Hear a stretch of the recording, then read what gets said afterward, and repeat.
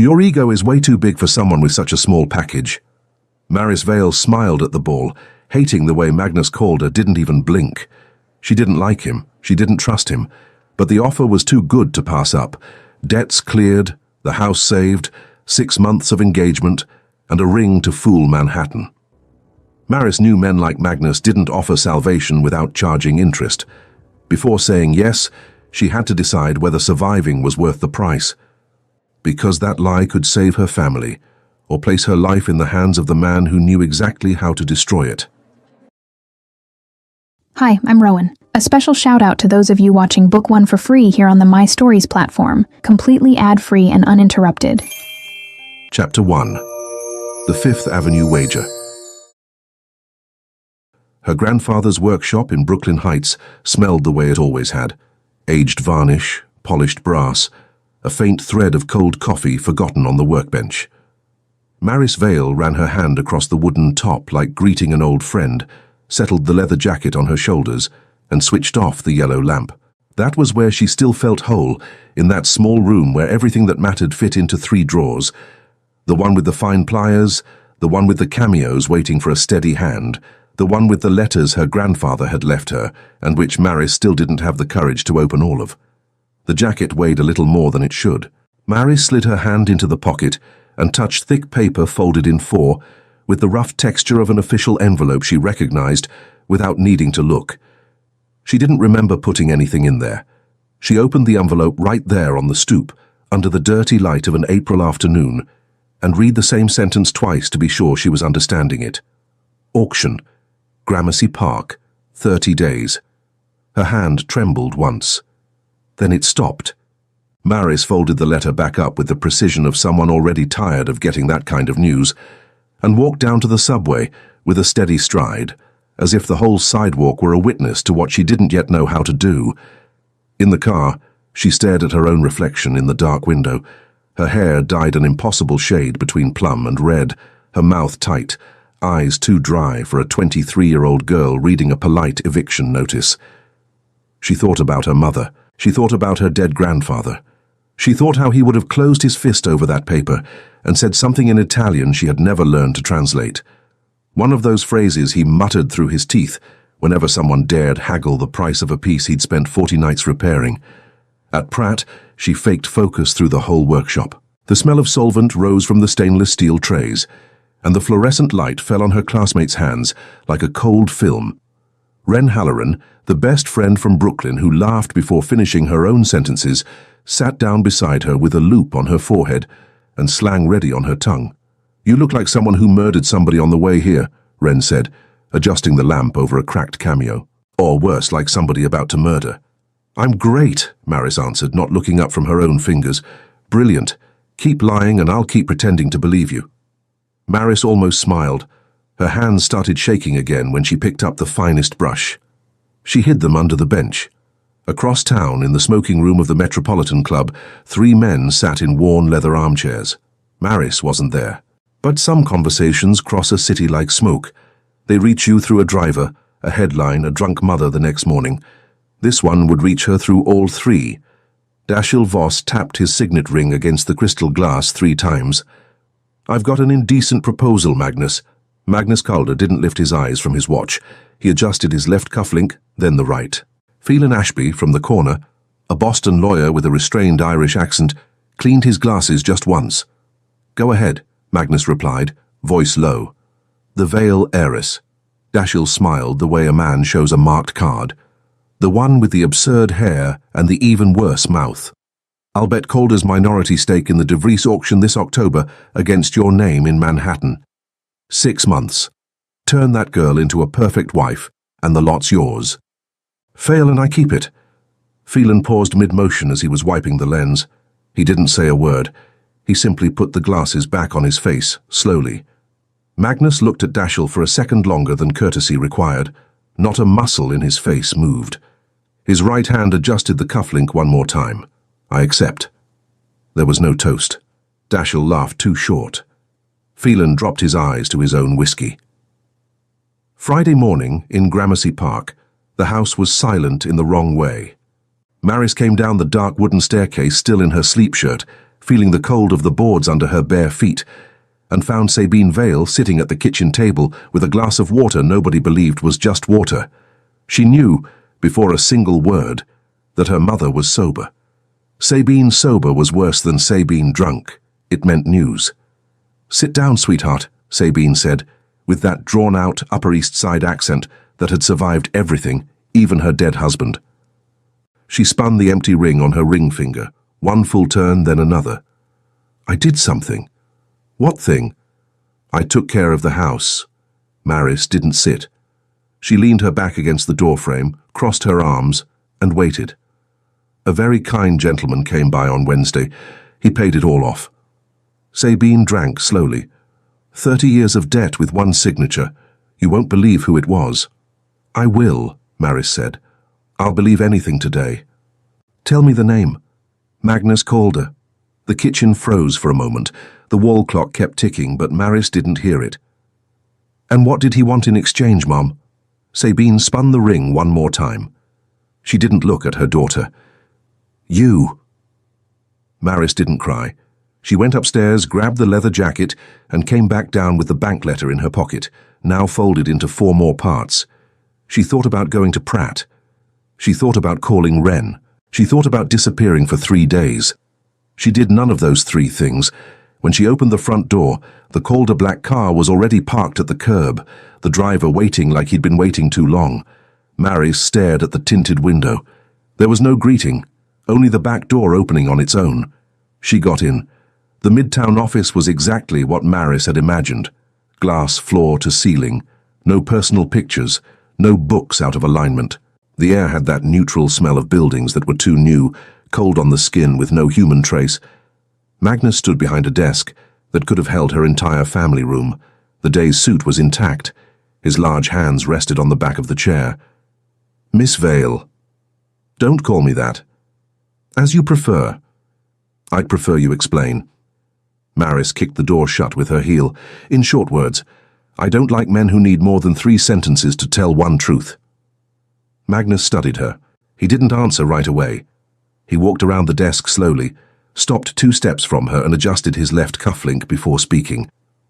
"Your family owed a sum that made the Gramercy house untenable. I cleared it. In return, your mother signed the terms of an engagement between us. You will carry the Calder name for as long as necessary." "How long is that?" 6 months at least. "And if I say no?" "The house goes back to auction." Maris almost laughed, not because it was funny, because of the cleanness of his reasoning, the way he laid out a kidnapping dressed as a contract in the same voice you'd order coffee with. "You bought my mother with a check and came here to offer me a ring like it's mercy." "I didn't call it mercy." "No, you didn't even bother." Maris crossed the space between them without rushing. She stopped close enough to smell the dry cologne of his suit, an aroma of cedar with something metallic underneath, but far enough to deny him the satisfaction of contact. "You bought me the way you buy land, by the square foot." The cufflink went back in place. His breathing didn't change. His eyes, yes. Maris swore they changed, but she couldn't have explained how. "Accept or not?" Maris held his stare for 3 heartbeats. Then she smiled. It wasn't a pretty smile. It was the smile of someone who had just decided something hard to undo. "I accept." Her voice came out low, sharp. "Not because you bought me, Mr. Calder, but because I intend to watch you pay for every cent, penny by penny, in interest your bank never learned how to calculate." Magnus didn't smile back. He only tilted his head a millimeter, as if she'd said exactly what he expected to hear, and at the same time, nothing he expected to hear. "Agreed." "Agreed," Maris answered and held out her hand. His hand was big, warm, and held hers half a second longer than it had to. His skin had the dry heat of someone who never showed haste, and for an instant Maris felt his pulse beat against hers. Steady, restrained, faster than his face admitted. She pulled hers back first. She walked to the door. Before leaving, she turned with the knob in her hand. "One thing, Magnus." The first time she said his name out loud. "I don't know what you wagered, but I'll find out. And when I do, I'll use it against you." He didn't answer. He stayed behind the desk. From the door, Maris saw his right hand tighten on the edge of the folded newspaper, his knuckles white, the corner of the page slowly wrinkling like a silent confession. She closed the door without slamming it. In the elevator going down, Maris pressed her forehead against the mirrored wall and breathed for the first time in 2 hours. The metal was freezing against her skin, and for a second she was almost grateful for the shock. She thought of her mother in the kitchen. She thought of her dead grandfather. She thought she had just agreed to become the wife of a man who adjusted cufflinks the way other men prayed. Her phone buzzed in her jacket pocket. Ren. Just hit the post column. You're engaged to Magnus Calder? Maris? Maris looked at her reflection in the elevator mirror. The absurd hair, the tight mouth, the eyes that were no longer dry. She smiled slowly and typed back with 2 steady thumbs, I am, and I'm going to destroy him from the inside. Chapter 2. Red Wine and Blood Red. The 2 weeks between the signing in the Midtown office and the introduction dinner passed, the way the things nobody wants to watch pass tend to pass. Sabine spun the empty ring in the kitchen without ever mentioning the post column. Magnus showed up only once in Gramercy on a Tuesday evening to drop off a folder of documents with Phelan and to measure, with his eyes, the ceiling height of the house he had just saved. Maris didn't come down. Ren picked out the blood-red dress over the phone, shouting from a fitting room at a store in Williamsburg that this was the right shade for a bride about to go to war. On Saturday, April 25th, she showed up in Gramercy Park with Prosecco stolen from her mother's fridge under her arm and the smile of someone about to step into a fight that wasn't hers, purely for the fun of it. I came armed, she announced, holding up the bottle. For you, for me, and for any eventual heart attack of old man Calder's. He's 34, Maris answered from the vanity bench. That's old to me. Maris's bedroom was in organized chaos. The blood-red dress laid out on the bed, earrings on the nightstand, leather jacket draped over the chair like a warning. A scent of jasmine drifted in through the half-open window, mixed with the perfume on her vanity, and the air held the warm temperature of the first nights of April. Sabine had knocked softly on the door half an hour earlier, offered to help with the hair, and been gently dismissed. She was somewhere in the house spinning the empty ring on her finger, and Maris was trying not to think about it. Ren sat on the edge of the bed with the bottle between her knees. Rehearse with me. The line. The line. Maris stared at her own reflection. Her mouth was already painted. Red enough for the next day's headline. Your ego is way too big for someone with such a small package. Ren choked on the Prosecco, coughed, laughed before she finished coughing. Lower. In his ear, like it's a secret you don't want anyone to hear, but everyone's going to hear. Maris repeated it. Lower. With the small curve at the lips, she'd learned to train in the plaza bathroom mirror. Perfect, Ren said, running a hand through her short hair. If he doesn't faint, I will. The car arrived at 7. Maris came down the staircase of the Gramercy house with the dress marking everything she wanted marked. The leather jacket over her shoulder in a challenge no one had asked for, and heels low enough to run in if she had to. Sabine stood in the living room doorway, looking at her daughter with an expression Maris couldn't name. You look beautiful, sweetheart. I'm armed, Mum. I know. The Calder's private restaurant in Tribeca had chandeliers so heavy they looked hung by a cable of faith. The air inside smelled of wood wax and a cut flower that had started to wilt. Maris recognized the room before she walked into it, one of those rooms that exist so no outsider can see what happens inside. Magnus waited standing, with the day's suit still intact and his cufflink in its exact place. Beside him stood a tall woman in pearls, with an affected British diction, whom Maris recognized from rumor before she recognized her face. Darling, the woman greeted, smoothing the necklace with 2 long fingers. How brave, that read. Magnus, won't you introduce me to your choice? Maris, this is Cressida, Magnus answered, voice neutral. My half-sister.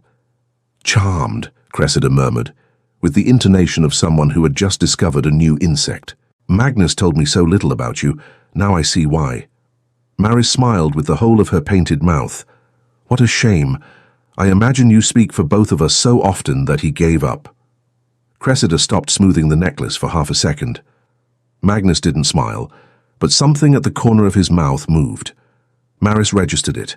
At the table, she waited for the exact moment. It was planned, rehearsed, calculated for dessert. She moved it up to the second course. When the waiter poured the red into her glass, Maris reached for the bread, brushed and, with the precision of a restorer, against her own glass, and poured half a bottle of Bordeaux over Magnus Calder's tuxedo. The table froze. "Oh my God!" Maris exclaimed, loud enough for the four waiters. "What a disaster!" "Magnus, forgive me, I'm a hazard with wine." She brought a hand to her mouth in a theatrical gesture. "Cressida, dear, sorry for the example." Cressida went pale in 3 different shades. Magnus looked at the stain crashing down from his lapel to his trousers, then he looked at Maris. There wasn't a word, only his right hand rising to his left cufflink, adjusting it with that watchmaker's calm. "Accidents happen," he murmured slowly. "Yes," Maris held without looking away. "They do. We'll change tuxedos before the ball. Please. I don't want to ruin the night." He stood, offered her his arm as if nothing had stained anything, and Maris took it, resting her fingers on the clean fabric of his forearm with the lightness of someone touching a thing she knows is about to burn. In the car to the plaza, neither of them spoke. Magnus had changed tuxedos in 3 timed minutes in a room Maris hadn't seen. The second was identical to the first. She looked out the window and thought maybe he had a whole closet of nothing but tuxedos, all identical, all waiting for her to spill more wine. The plaza ballroom was packed with the kind of people Maris recognized from the columns. Heavy necklaces, heavy surnames, smiles too light. The couple's entrance was announced. Heads turned, cameras went up. Maris held Magnus's arm with the posture learned over 23 years of bad dinners. "Smile," he murmured, without moving his lips. "I'm already smiling, darling." More convincing. More convincing costs more. His hand at her waist tightened 0.5 millimeter. Maris felt it, registered it. The orchestra started. The guests crowded around the couple for the first speech, and Magnus raised his glass with precise coldness. Maris waited. She waited for the applause. She waited for him to incline his head toward her in the exact instant when the front row of photographers focused. And then, with her mouth flushed to his ear, in the sweetest tone she could produce, she let it out. "Your ego is way too big for someone with such a small package." The room didn't catch the whole line. It caught enough. The front row stopped breathing. Cressida, 3 steps behind, spilled champagne on a stranger's dress. Dashiell Voss across the room set his glass down without finishing his sip. Magnus looked at Maris. There was nothing off the script, except that for the first time in public observed by her, he smiled. 1/2 second. A short, oblique smile of a man who had just been punched and decided the punch deserved a different reply. He adjusted the cufflink. "Let's dance," he said, low. "Now. Now." His hand slid from her waist down to the small of her back, firm, and pulled her to the center of the room before the pianist finished the bar. The orchestra understood immediately. The music shifted. Magnus danced like a man who had learned out of obligation and discovered talent by accident. Maris followed. His hand at her waist was warmer than she'd expected, more patient, steadier. There was no hurry in that touch. There was the opposite of hurry. There was time, as if he'd decided that the night would last as long as he wanted it to. The smell of the new jacket, still carrying the memory of the steam from the change, reached Maris and threw her off for an instant. She hid in her feet. "You rehearsed," he observed, low on the curve of the music. "In the Pratt bathroom. 3 times. Well done." "Thank you." That wasn't a compliment. "I know." His eyes ran over her for a moment. Maris held it. She didn't drop her gaze. His hand moved 1/2 inch up her back and came back. That was all. That was a lot. "You wanted to humiliate me," Magnus remarked. "I did. You succeeded." "I didn't feel it." "You did." Maris nearly laughed. She didn't. The music ended. He led her off the floor with the same calm with which he had led her onto it. In the side hallway off the ballroom, toward a terrace no one used, Magnus stopped. Maris stopped with him. The April night was cold enough to raise the hair on her bare arms, and the wind carried the muffled sound of the city below, horns far off, glasses clinking behind doors. "What do you really want, Maris?" The question came low. No theatrics. Maris thought about her mother in the kitchen, about the empty ring, about her dead grandfather, about Pratt, about the auction notice. She thought about what she'd told Wren that afternoon. She thought about every right answer. She picked the only true one. "To watch you collapse." Magnus didn't look away. "I'll teach you to recognize it when it comes." That was all he said. His hand touched her elbow for an instant. He didn't pull, didn't hold, only touched, and went back into his pocket. Maris felt the exact spot of the touch long afterward. Across the terrace at the threshold of the hallway, Wren watched with a glass in her hand. Beside her, a small woman with greying hair pushed her glasses up her nose and lightly touched Wren's arm. Ottilie Marchetti, her grandfather's old partner, a Soho jeweler, an alternative mother figure Maris didn't yet know would reappear in her own life that very night. "Who's that?" Ottilie asked in her drawn-out Italian-American, eyeing the couple on the terrace. "That's the fiancé," Wren explained, running a hand through her short hair. "Cruel bet, 6-month contract, house saved, soul pawned." Ottilie watched a moment longer. She touched the brooch on her chest before speaking of it. "That there isn't going to be a bet, Cara. That's going to be a massacre." Wren laughed before she finished breathing. On the terrace, Maris leaned her back against the cold stone railing. Magnus stayed a step away. There was no line left to say. The night of Manhattan ran beneath them, indifferent and huge, and somewhere inside the ballroom Cressida was already rebuilding the pearl smile for the next attack. Magnus pulled an envelope folded in half from his inside breast pocket and held it out to Maris without ceremony. "What's that?" "Move-in paperwork." His voice low, without edge. "You move into the triplex in 2 weeks." Maris took the envelope. The paper was warm from his body heat, and that single piece of information was more information than she wanted to have. She looked at the envelope. She looked at Magnus. "You're moving into hell with me, Magnus. I hope you packed for cold weather." "I packed 3 suits." "Figured." He tilted his head 0.5 millimeter, almost a boo, almost a goodbye, and went back into the ballroom, leaving Maris on the terrace with the envelope in her hand and the April wind on her bare arms. Maris stood there a long time. She thought about the apartment she still hadn't seen. She thought about the paintings she was going to take down off the walls. She thought about the black nail polish she had already decided to buy, the cherry soda she planned to leave in his crystal cabinet, every small aesthetic horror she meant to plant in the most expensive living room in Tribeca. She smiled slowly. The war started in 2 weeks. Chapter 3. The War of the Paintings. The first thing Maris did when she walked through the door of the triplex in Tribeca on a Wednesday morning in May was drop the 3 boxes onto the marble floor like dropping bodies. The sound echoed through the 2 high ceilings and died with no answer. Phelan Ashby, standing beside the private elevator, adjusted his posture without adjusting his expression. "Mrs. Calder," he said in clipped sentences, as always, with the restrained Boston-Irish accent. "The room to the right of the hallway is yours. Mr. Calder will be back at 8. "Mrs. Calder is still my mother," Maris shot back, not dropping the smile. "I'm just the paid tenant." Phelan cleaned his glasses. The gesture lasted 1/2 second longer than it needed to, and Maris filed that away in a corner of her head, like filing a spare key. He didn't answer. He simply handed over the house card and disappeared toward the kitchen. Maris walked the apartment barefoot, holding the leather jacket from her index finger. The triplex had expensive paintings on every wall, sober abstracts, European coast landscapes, an oil portrait of some dead Calder who stared at her as if checking her credentials. She stopped in front of the portrait. "I don't know you either," she muttered. She lifted the painting off its hook and propped it upside down against the wall, with the care of someone destroying with elegance. In an hour, every painting on the main floor was flipped. In 2, she had swapped the whiskey bottles at the bar for cans of cherry soda. In 3, she had opened a bottle of black nail polish on the 18th century dining table and painted her nails with the calm of someone waiting to be caught. Phelan walked through the hallway, saw the table, stopped, cleaned his glasses for the 2nd time that day, said nothing, left. Maris smiled at her reflection in the wet varnish. The following week was a slow game, and neither of them touched the rules. Magnus came back at 8 with Swiss watch punctuality. Always the same suit, or 3 identical versions of it.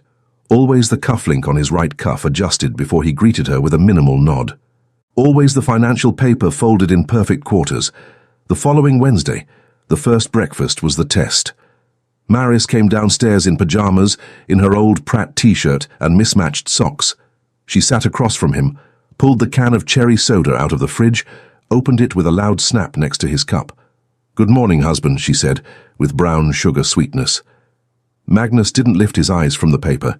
He just turned the page. His thumb pressed the fold of the paper too hard. The paper creaked quietly. Maris heard it, smiled wider. "I was thinking," she went on, stretching for the fruit bowl, "of painting the living room red. Blood tone." He turned another page. The corner of the paper crumpled. "Phelan's already received the estimate," he answered without looking up. "Paint it. We'll have to repaint when you leave." Maris locked her smile for half a second, recomposed. "How romantic. You plan the end before the beginning. I plan everything." She drank more soda. The paper moved again in his hand, and his knuckles went half a shade paler. Maris filed that too, like Phelan's gesture, like the silence of the flipped portrait. That night, on her way back from the bedroom to get a glass of water, she noticed the first thing. The lock on the guest bathroom was gone. The hole where the knob had been was a clean opening, sanded, repainted the same color as the door. Maris ran her fingers across the wood. She went to her bedroom door. Gone. Sewing room gone. Pantry gone. No interior lock on any door in the triplex. Maris stood in the hallway too long. It wasn't a threat. Magnus could walk in anywhere at any hour, and he knew that she knew, but he had walked in nowhere. It was a statement. You have nowhere to lock yourself away from me. I have nowhere to lock myself away from you either. She went back to the bedroom without the glass of water. She lay down with the light on. The next morning at breakfast she didn't mention it. She just poured cherry soda into his cup instead of coffee and pushed it across to him. Magnus took the cup without looking, drank a sip. The corner of his jaw twitched for a moment, just one, and Maris almost laughed out loud. He set the cup down, turned the page, and said with his usual calm, "Tasty." 10 days later, she started to notice the second thing. In late May, the restoration class at Pratt ran past 6.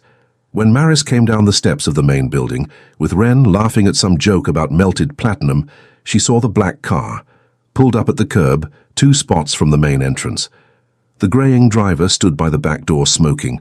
Wren stopped laughing. "That yours?" she asked quietly, as if the car were an animal. "It belongs to the owner," Maris answered. She crossed the street, opened the back door and asked with the faked lightness she'd been refining, "How long have you been here, sir?"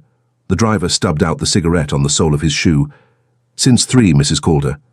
"Maris?" "Since 3, Mrs. Maris." She stood with her hand on the open door. 3 hours. Magnus hadn't texted, hadn't called. Only the car, waiting. Wren watched her from the sidewalk, eyebrow raised. Maris got in.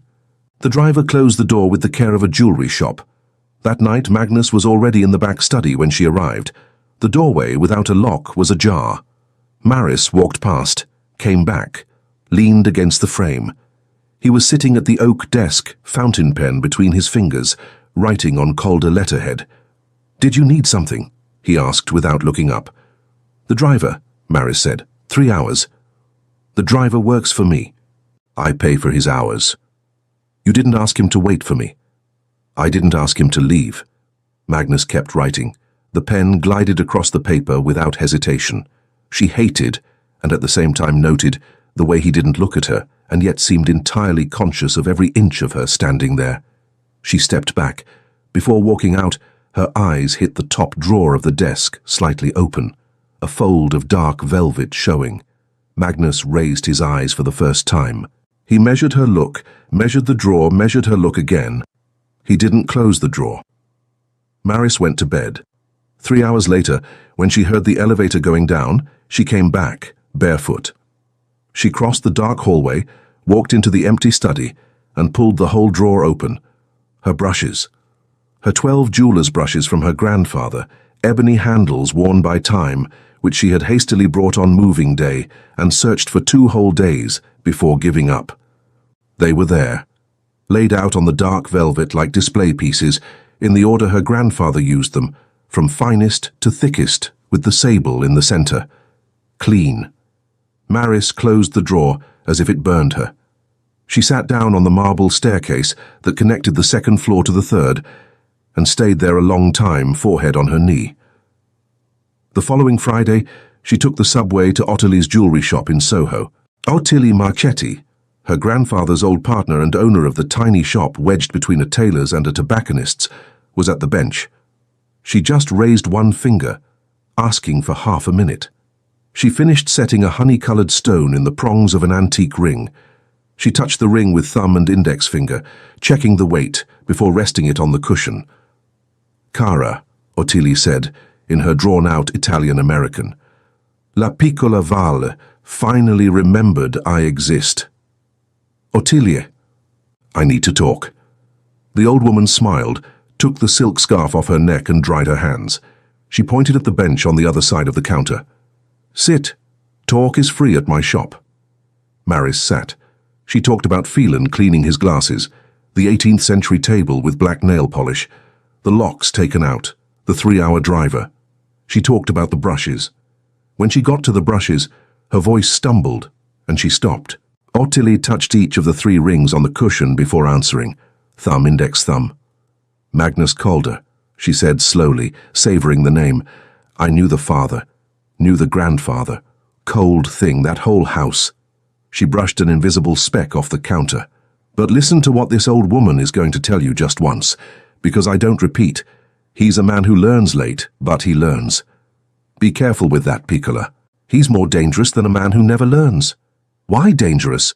"Because you'll want to teach him," Ottilie answered, smiling.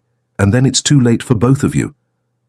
Maris left the shop in the late afternoon, with the Soho sky copper-colored and her phone vibrating in her pocket.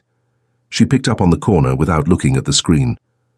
"I hope you're sitting down," Wren said on the other end, her voice tight. "I'm standing. Talk." Wren took a deep breath. "They just sent me 3 screenshots. Cressida is spreading it around that you decorated the whole triplex with pieces stolen from the Calder collection, that your mother offered you to Magnus at a dinner. There's a post column repeating it. People are believing it, Maris." Maris stopped in the middle of the sidewalk. A woman bumped into her and swore in Mandarin. "Send me the screenshots," she said. The photos came in seconds. Maris read every line. She laughed. The laugh didn't reach her eyes. It rose in her chest like a dry cough and stuck in her throat outside her mouth. Wren heard the silence. "You want me to go to her place and—" "No," Maris cut in. "I want to know something first." She raised her gaze to the rooftops of the low Soho buildings, calculated the hour when Magnus would already be sitting at the back study desk with the fountain pen between his fingers. "I want to know," she said more to herself than to Wren, "if he already knows, and if he does, how long he's been letting himself know without telling me." Before Wren could answer, the phone vibrated again. Unknown number. Video call. Maris answered on reflex. The screen lit up on Gramercy Park. The neighbor from the house next door, hair disheveled, held the trembling phone up to her chin. Behind her on the floor of the entrance hall, with the high heel twisted under her thigh, Sabine Vale lay on the Persian rug, her head at the wrong angle and the empty ring slowly rolling off her ring finger onto the carpet. "Maris, sweetheart," the neighbor said, voice too thin. "Your mother." Chapter 4. The Night at the Hospital. The cab cut through Manhattan in the suffocated traffic of the night. Maris pressed her temple to the window and tried not to think, which made her brain think of everything at once. About the empty ring Sabine spun without stopping, about the high heels she insisted on wearing even inside the house, about the bottle hidden away like family silver. She tried not to think about Magnus. She couldn't.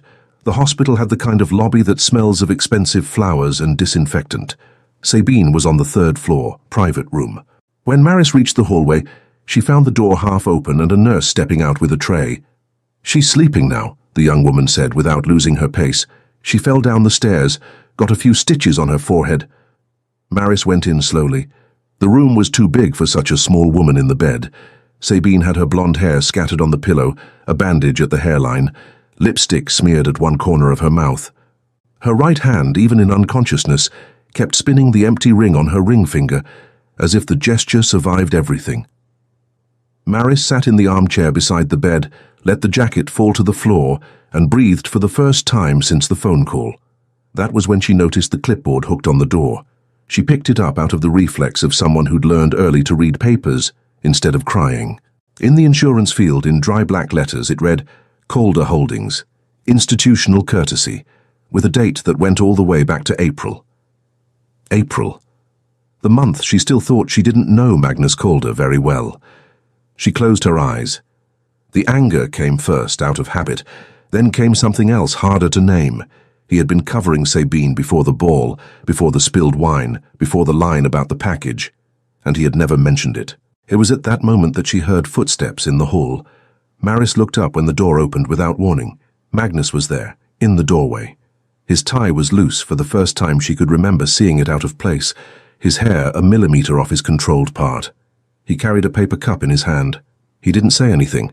He just walked in, closed the door behind him, and crossed the room to the chair next to hers. He pushed the cup of coffee onto the side table within her reach. He didn't ask how Sabine was. He didn't ask how Maris was. He looked at the mother sleeping, at the bandage, at the ring spinning in slow motion on the unconscious finger. "I didn't call you," Maris murmured. Her voice came out rougher than she meant. "I know." That was all. He didn't try to explain. He just stayed in the chair, hands resting on his knees, broad shoulders in the dark suit. Maris looked at his profile and realized, with a tightness she had never felt at that scale, that Magnus Calder was tired, not exhausted in the public way of Fifth Avenue men, tired on the inside. She picked up the coffee. It was too hot. She drank it anyway because burning her tongue was better than speaking. "How long has Calder been paying for her hospital?" she asked after a minute. Magnus didn't look away from Sabine. "Since your mother started having a reason to need hospitals." "Why?" He took a moment to answer. When his voice came, it was low, the kind he used to end meetings without needing to raise it. "Because money fixes what money fixes." He looked at Sabine, brought the cup to his mouth without drinking, set it back down on the table. Maris turned her face. She felt heat rise to the rim of her eyes and stopped it there, because there were things she still wasn't willing to hand over inside a hospital room. The early morning dragged on in silence. The doctor came, said 3 sentences, left. A nurse changed the IV. Sabine mumbled at some point, with the dragged-out accent of someone still living in another decade, the name of her dead husband, Henry, the garden is, and went back to sleep. Maris brought her hand to her mouth so as not to make a sound. That was when she felt his hand. Magnus took hers without warning, without asking, without pose. It wasn't a romantic grip. It was the gesture of someone who had decided that this hand was shaking and was not going to shake alone. His hands were big, dry, warmer than she'd expected. He didn't speak. He didn't look at her. He just held on, his thumb still on her knuckles. Maris didn't let go. She couldn't let go. The sky began to lighten slowly on the other side of the window, when Sabine's breathing settled into a rhythm. Phelan tapped on the door with studied discretion, glasses too clean as always, and murmured that the car was ready. Magnus stood. He let go of her hand carefully, like returning something he had borrowed, and walked to the front desk to settle the night. In the car back, Phelan drove. Manhattan was waking up in shades of dirty peach between the buildings. Maris pressed her head to the window. Magnus was looking out his side, profile cut against the low light. He was the one who leaned over first. His hand came up to Maris's chin and turned her slowly, and before she breathed properly, he was kissing her. Short, warm, without hurry, but also without asking permission. His lips were softer than she'd expected. His scent up close was of American coffee and something clean she had never been able to name. A second later, she pulled back, not sharply, just enough for the kiss to end before it turned into something else. Magnus stopped immediately. He didn't press. He looked at her a moment too long, the kind of look she'd learned to interpret over the last few months. Observation, calculation, something that didn't fit in a suit. He brought his hand to the cufflink. He adjusted it, in an automatic motion, and went back to looking out the window. Maris pressed her temple to the cold glass and closed her eyes. Her heart was beating too fast for so early in the morning. Phelan stopped at the Calder Holdings gate. Magnus got out without saying where he was going, with the stride of a man who already had a meeting scheduled before the previous night's call. The car continued with Maris to Tribeca in silence. The Tribeca house received her with the air conditioning calibrated 1 degree below what she could stand without a coat. Maris slept until the middle of the afternoon. When she woke up, Magnus still hadn't come back. On the kitchen counter, a note in his straight handwriting. Sabine is discharged tomorrow. Phelan will accompany her. Nothing else. She spent the evening restoring in silence an antique bracelet she had brought from the workshop. It was almost 11 when she heard the private hall buzzer, and seconds later, voices downstairs. Magnus had come back, and he wasn't alone. The Vale heiress went halfway down the stairs barefoot. She stopped on the 5th step. She recognized, without needing to see, the New England Yacht Club drawl and the short, dry tinkle of the signet ring against the glass. Dashiell Voss was in the living room. "I came as a friend, Calder," Dashiell was saying, voice greased with cordiality. "As a friend, and not as a partner." Maris pressed against the dark wall of the stairs. No one would look up. "Sit," Magnus answered from the armchair. "Speak." Dashiell laughed in that too-short way she'd hated since the introduction dinner. "You're up to something. I've known you 15 years, and I've never seen you keep a woman's brush in your desk like a memo. I proposed the bet, and a bet's a bet. But I came to tell you something man to man." Another tinkle of the ring against crystal.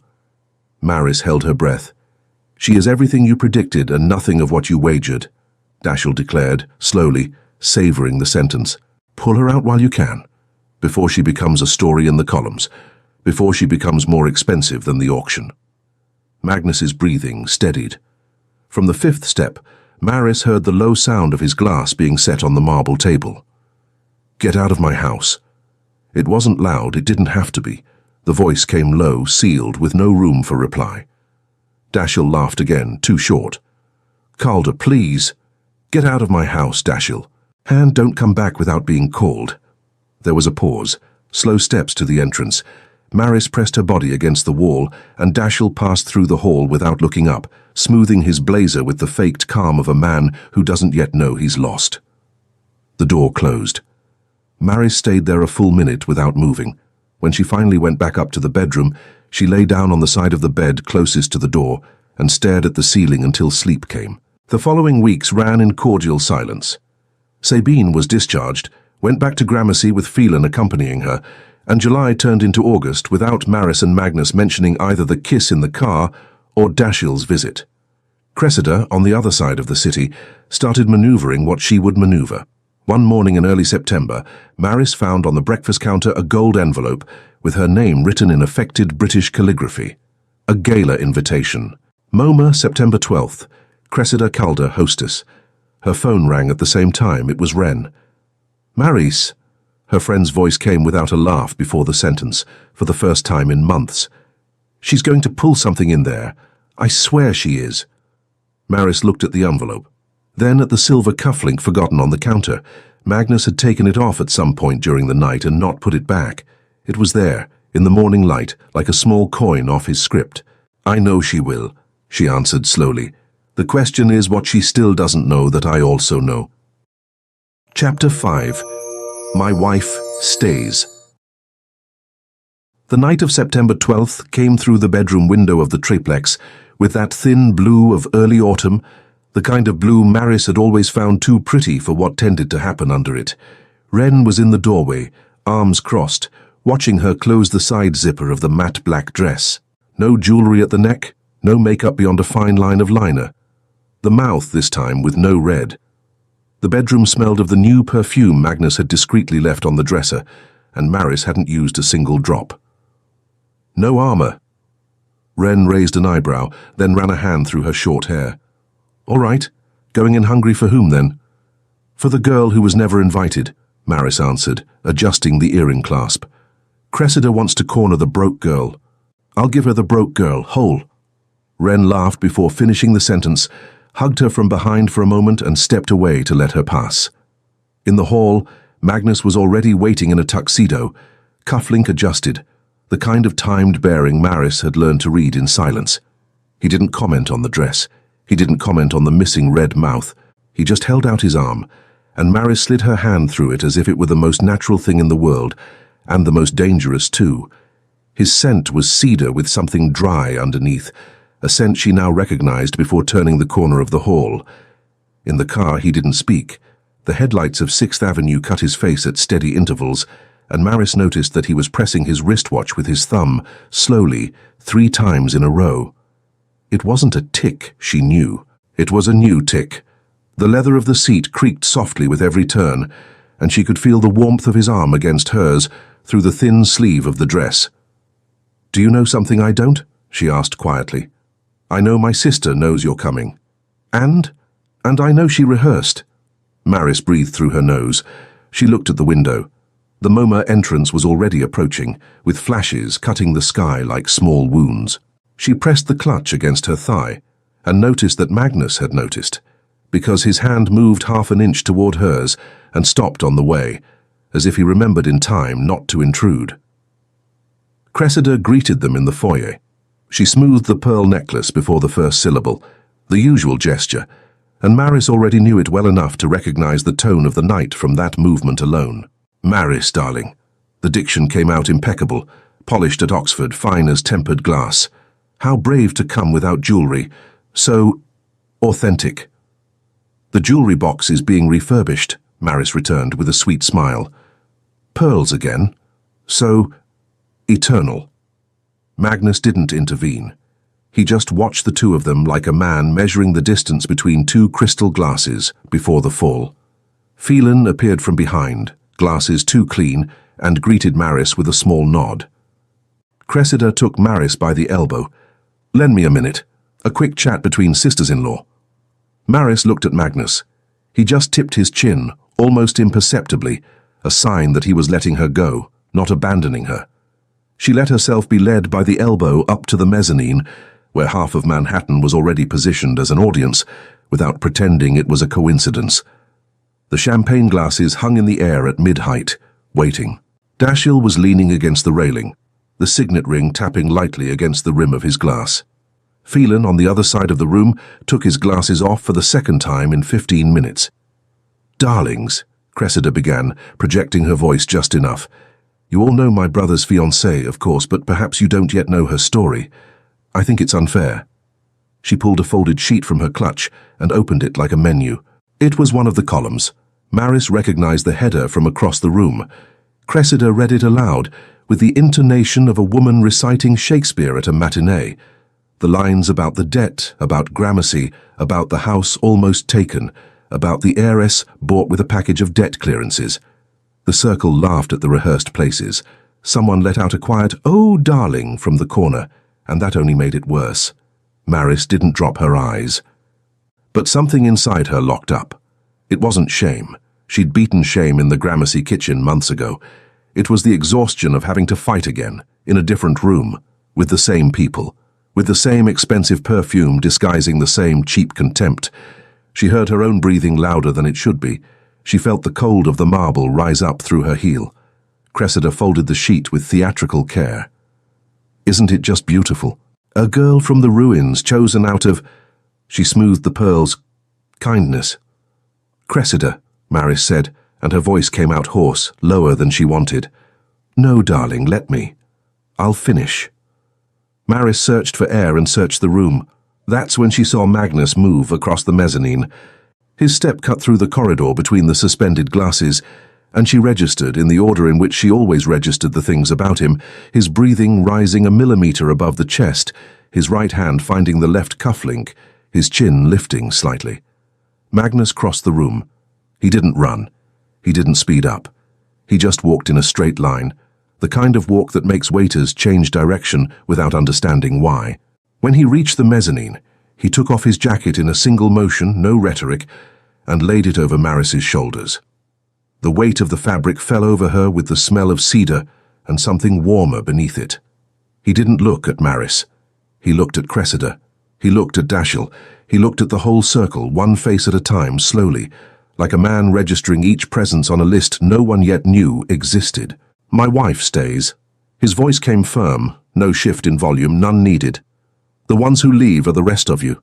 The room froze. Cressida opened her mouth and closed it. Her fingers tightened on the folded sheet so hard that the paper creaked quietly against the railing. Dashiell stopped the ring halfway to the glass and laughed too short, but the laugh died before reaching his lips. Phelan put his glasses back on, slowly. Somewhere in the room, one glass clinked against another, and the sound echoed too loud in the silence that formed. Magnus held his hand out to Maris. She placed hers in it without thinking, and the two of them came down the mezzanine staircase side by side, with his jacket weighing on her shoulders as if it were finally something like home. No one applauded. No one needed to. They walked out the front, under the flashes. In the car, neither of them spoke. Maris was squeezing his hand inside the jacket. Magnus squeezed hers back. The driver had also understood.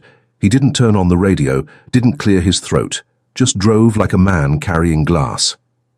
The penthouse was silent when they arrived. Phelan had sent the staff home before they'd even left the MoMA. Maris took off her heels in the foyer, walked barefoot through the living room, crossed the glass door of the terrace.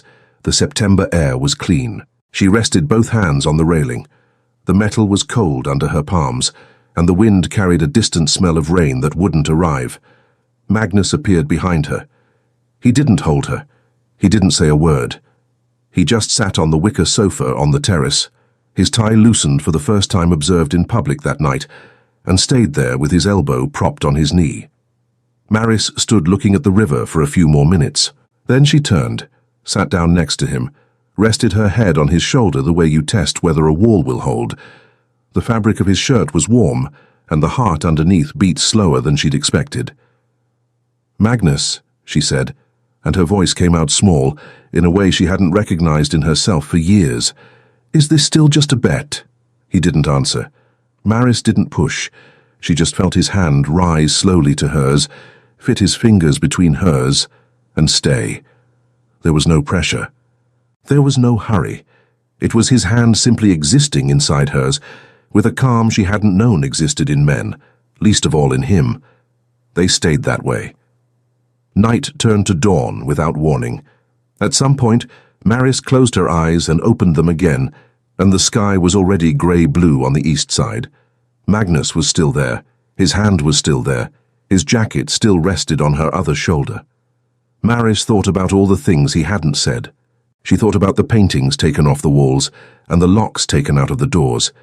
She thought about the 3-hour driver. She thought about the brushes in the drawer. She thought about Sabine at the hospital, about his hand in the hallway, about his retreat after the kiss in the car. She thought about Dashiell in the living room. "Get out of my house." She thought about the jacket coming down on her shoulders at the mezzanine. "My wife stays." His hand holding hers until sunrise without saying a single word. It wasn't an answer. It was an inventory. The sun came up over the rooftops of Manhattan with that apricot color you only see in September. Magnus stayed silent. Maris asked nothing more. She had already received his answer in every language, except the one he didn't yet know how to speak. His thumb moved over the back of her hand, just once, slowly, as if he were learning the name of every bone there. When the first ray hit the terrace, Magnus turned his face for the first time. He looked at her. He didn't smile. He just, quietly, in a tone that was neither bet nor contract nor any kind of buying, asked, "Do you want to see this through to the end?"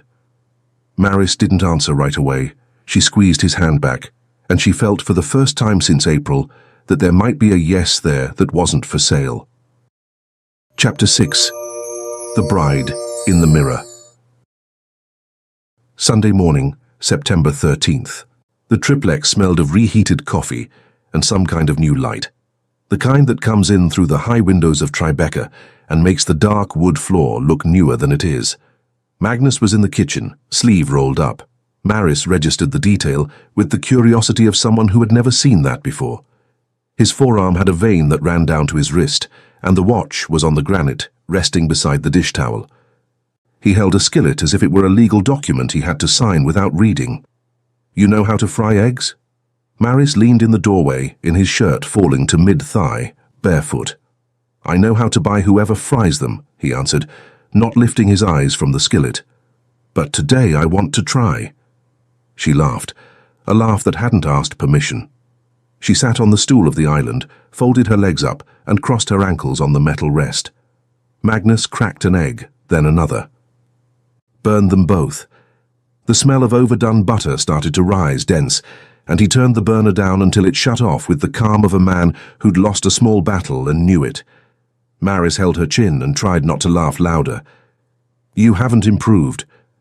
Not with eggs. She ran her hand over her face, still laughing, and caught him looking at her in a way that wasn't a bet's.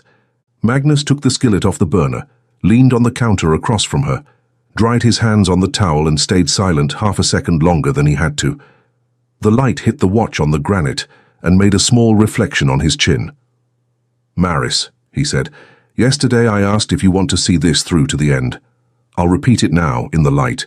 No theatre, no groomsmen, no photographers. A real marriage. By choice. She rested her chin on her hand. You're asking now? I am.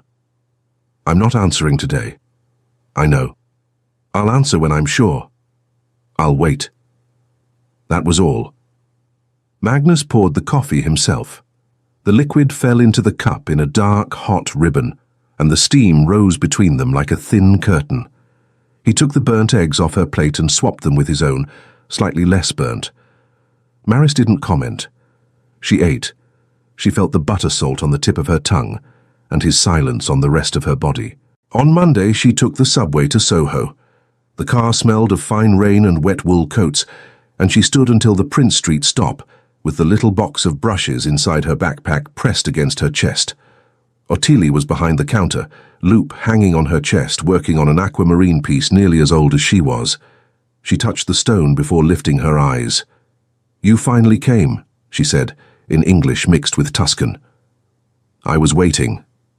Maris sat down across from her. She didn't speak.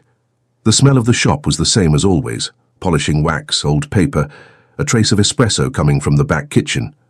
Ottilie opened a low drawer in the old cabinet and took out a tired velvet box. The dark blue had almost gone grey. She set it on the glass of the counter and slid it across to Maris with 2 fingers. It was your nonno's, the last one he kept to give to you. He told me, Ottilie, on the day she chooses, and not on the day she accepts, you give it to her. Maris opened it. The band was simple, brushed gold, with a single tiny mark engraved on the inside, her grandfather's initial. She sat a while without moving. Then she closed her hand over the ring, feeling the metal warm against her palm, as if it still held some residue of the heat of the man who'd kept it for so many years. If it's by choice, it's yours, Ottilie went on. If it's by contract, give it back to Magnus, capisce? Capisco. Brava. Ottilie touched her hand, then the aquamarine piece, as if going back to work. Quel uomo. Learns late, but he learns. Maris left the shop with the little box deep in the pocket of her leather jacket. She walked 3 blocks without realizing she was smiling. The weeks ran on without hurry. Early October came into New York with that smell of wet leaves Maris had always associated with her grandfather, and with the low light that catches on the exposed brick buildings of Brooklyn. One Tuesday afternoon, she and Wren walked from Pratt to the workshop in Brooklyn Heights, with paper cups of coffee in their hands and their shoulders touching, bumping lightly every block. I'm going to marry him, Maris said, in the middle of the block, without warning. Wren stopped. She laughed before finishing the sentence, a short, real laugh, the kind that doesn't pass through the brain. You, she ran her hand through her short hair. You decided, or did he decide for you? I did. Looking right at me. Looking. Wren pulled her into a Brooklyn hug, the kind where you grip the coat hard to hide the rest. It smelled of cheap perfume and face powder, and it was the most familiar smell Maris had in her life. All right, she said into Maris's ear, but if he breaks you, I will personally turn his tie into a subway stop, L train, new stop, Calder Avenue. Maris laughed against her shoulder.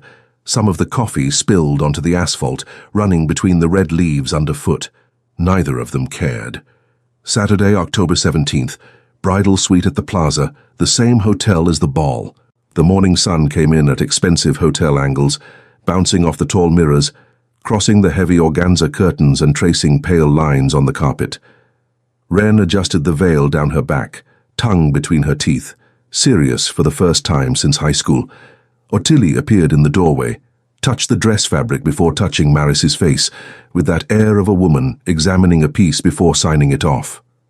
Nonno would be on his feet, she murmured, on his feet with the cigarette gone out in his hand. He hated weddings. He hated them. Ottilie smiled from the corner of her mouth. But he loved a yes when it came from someone who'd thought 3 times before saying it. Did you think 3 times? More. Alora. Wren ran the brush across Maris's wrist one last time to wipe an invisible mark. The leather jacket hung on the chair beside her. Out of stubbornness, Maris had decided it would go into the room before the dress did, in the trunk of the car. Some things you don't leave behind. The mouth was red again, not the blood red of the plaza. A warmer, slower red, the red of a woman who had chosen.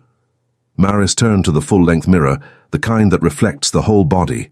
She looked. She saw her grandfather's ring on her right hand.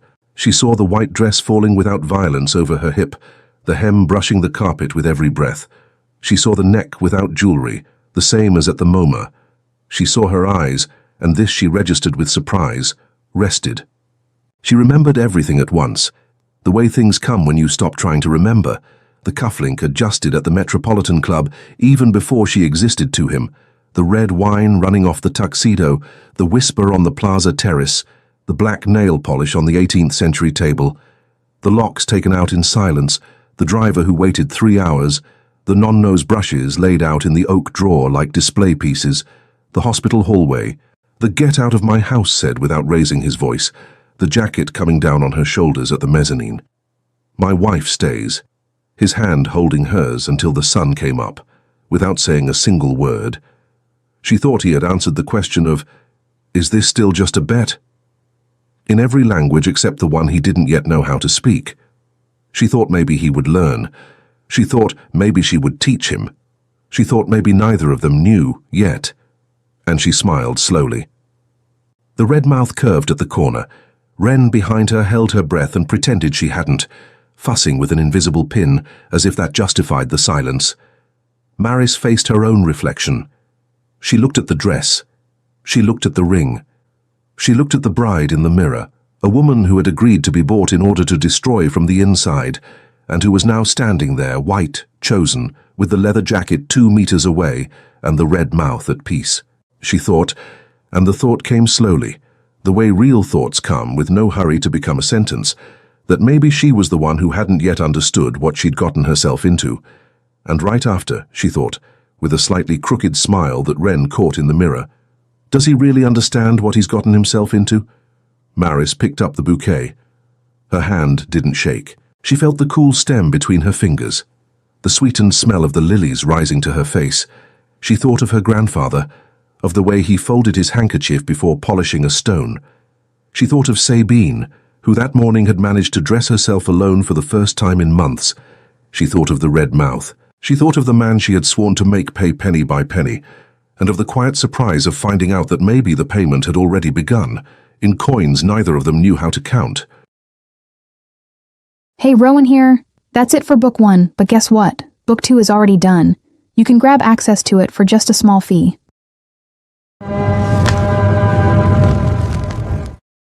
Your ego is way too big for someone with such a small package. Magnus Calder had thought Maris Vale said that to hurt him at the ball. Months later, with a video of his wife walking into another man's apartment, he understood that maybe she had only been warning him. He bet on her. He lost because of her. He married her. He gave her his name, his home, his trust, and got back 23 seconds capable of humiliating even a man who never lowered his head. Maris? Dashiell. Lights out. Him shirtless, touching her. His wife getting out of a bed that wasn't hers. But the question that destroyed him wasn't whether Maris had cheated. It was whether every kiss, every night, her purity and every promise had truly been hers, or only a sham. He wasn't willing to find out, because he had already made up his mind, and now he promised himself that she would meet the real monster she had hated so much. Like I said, that was just a taste of book 2. To watch it uncensored, just click on the first link here in the pinned comment. I'll see you on the other side in a few seconds. Remember, just click on the first link down here in the comments, and book 2 complete, no ads, no interruptions, will already be available for you. It's very simple. Book 2 is something I'm loving making. You're loving it too, so I promise there will be more. It's where you find increasingly spicy stories, a true dark romance. And precisely because this version is getting more and more heated, the video isn't well accepted publicly on YouTube. This closed environment is where I can actually share my essence and where I feel free to do my best work for you. More news coming soon. I'll be waiting for you on the other side.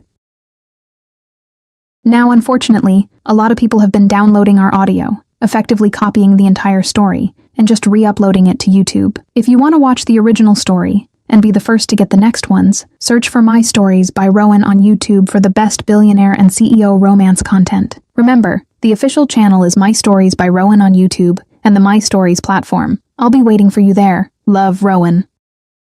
Congratulations! Your purchase has been confirmed, and you now have full access to books 1 and 2 of all our stories, completely ad-free and uninterrupted. Everything is available on the My Stories platform, from mafia romance and billionaire romance to our spicier tales. This content is ready for you now, with new episodes added daily. Access is simple. Just log in using the same email address you used for your purchase. A confirmation has also been sent to that same email. The My Stories platform is very simple and intuitive. Each image represents a story. If it has a book 2, just click and press play. Everything is already unlocked for you. You can also rate each story, leave a like, and write a comment. Your feedback will be visible to all our other subscribers. This is our romance universe, so please feel free to interact. From this moment on, this is officially your home for romance stories. Just head over to mystoriesromance.com and press play. Welcome to the family.